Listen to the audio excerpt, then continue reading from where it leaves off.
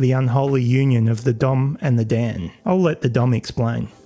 So it was very clear to me early on when I became Premier, particularly when Omicron started, was that the relationship with Dan Andrews, for me, was going to be a particularly important one. I get criticised for being the open up guy. He gets criticised for being the lock it down guy. So if we could somehow work together and have similar settings in place, the ability for the media to criticise and instill fear in the community based on the approaches we were taking, we would take that off the table.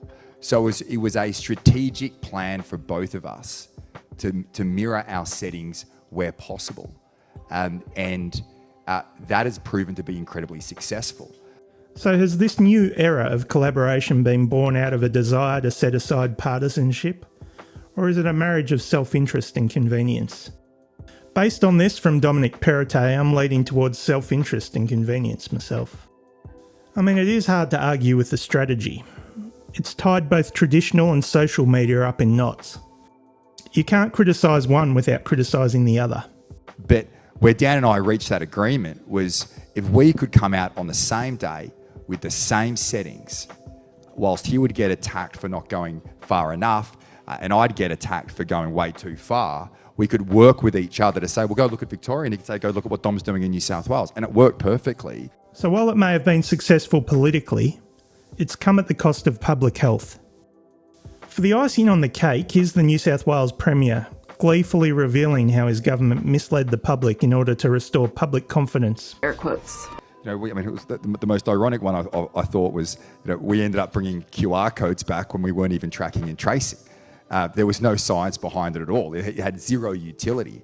But there was a massive campaign, and when those massive campaigns get run, what it does, it depletes confidence. So we actually brought it back for one reason only, to instill confidence so that people would go out with using QR codes. Sure, you can say Daniel Andrews is busy announcing free rats for schools for the rest of the year, but that's never really been about public health. Again, I'll allow the Dom to explain.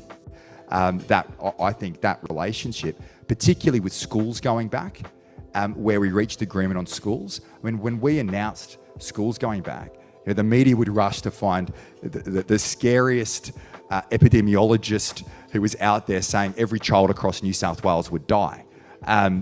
And that was a problem because we had to instill confidence. So what did we do together? We agreed that we'd go and get all these rapid antigen tests, which was a massive feat.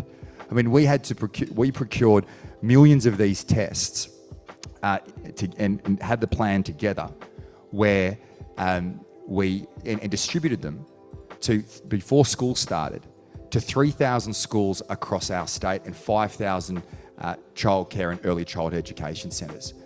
And by doing that together and having that plan, and here's another interesting thing about the pandemic, health completely disagreed with this approach, by the way. They didn't see the point of having surveillance testing, but education wanted it because we needed to once again instill confidence in our teachers and instill confidence in our parents that children would be safe at school. And New South Wales and Victoria, once again, a Liberal state and a Labor state, having exactly the same policy in the main, really built that confidence in. So when those reports came in, those concerns came in to parents, that there was that sense that, well, if it's good enough for New South Wales and it's good enough for Victoria, I have greater confidence. I have greater confidence in the approach.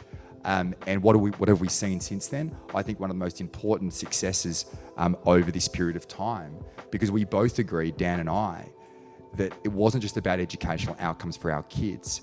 Getting kids back in the classroom on day one brought back normalcy to life here in our state, well, here in New South Wales and in Victoria as we move through this phase of the pandemic. And so I think that approach of collaboration, sharing of information, testing of ideas has been incredibly important, and I want to continue to foster that as we move through the next stages and beyond. In passing the pandemic legislation, Victoria now has even more in common with New South Wales, with both states now effectively in a position where the chief health officers can be easily sidelined. We're screwed, aren't we?